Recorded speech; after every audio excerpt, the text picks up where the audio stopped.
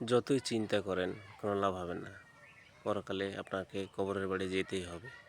এই জন্য যতই করেন গাড়ি বাড়ি কিছুই হবে না। টাকা কড়ি সামনে আমাদের ঈদ, আমরা সবাইকে জাকাত ফিতরা ঠিক মতন দেব, হিংসাভাবে ঈদ করব না, ভালোভাবে যেন সবাই মিলেমিশে ঈদ করতে পারি। সুবহানাল্লাহ, আলহামদুলিল্লাহ।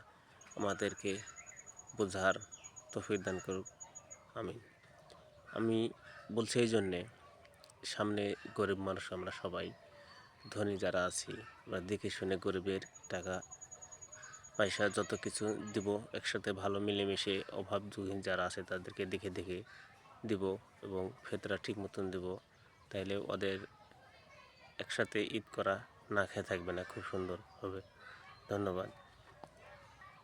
জাতীয় খেলা হলো হাডুডু। আমরা যতই উপর মনে উঠতে চাই, নিচ মনে কিছু লোক আছে নিচ মনে খালি টেনে রাখবে যেন উপরে না উঠতে পারি।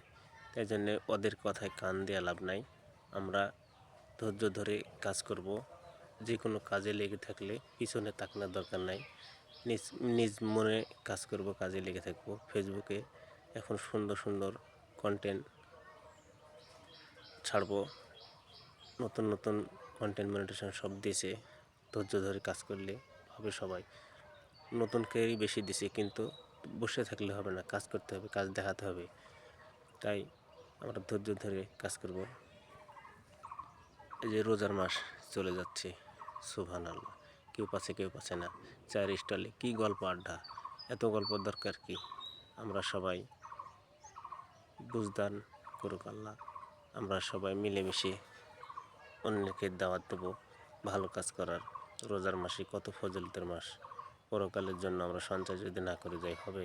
এত যে আমরা পেটের লেগে খাটছি, এত পরিশ্রম করছি, যেমনি সেমনি পরকালের জন্য সঞ্চয় করতে হবে, না হলে কিছুই লাভ হবে না। আল্লাহর গোলামি করাই লাগবে, নবীর সুন্নত মানাই লাগবে। সুবহানাল্লাহ, আলহামদুলিল্লাহ।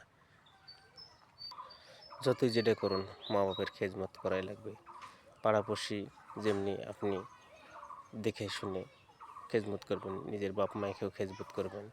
উপকার আপনার আমারই সবারই হবে, কারণ এই দুনিয়ায় কখন আছি কখন নাই। যতটুকু ভালো কাম করে যাব ততটুকুই আমার আমল নামায় লিখে রাখবে। সুবহানাল্লাহ, দুই কাঁধে ফেরেশতা আছে, আপনি খারাপ করলেও লিখবে, ভালো করলেও লিখবে। এগুলো বলে আপনি নিকটে তো সব বুঝতে পারছেন, আপনি কতটুকু ভালো করছেন কতটুকু খারাপ করছেন সবই নিজেই নিজে বুঝতে পারবেন। আমি কি বুঝতে পারবো না? অবশ্যই বুঝতে পারবো।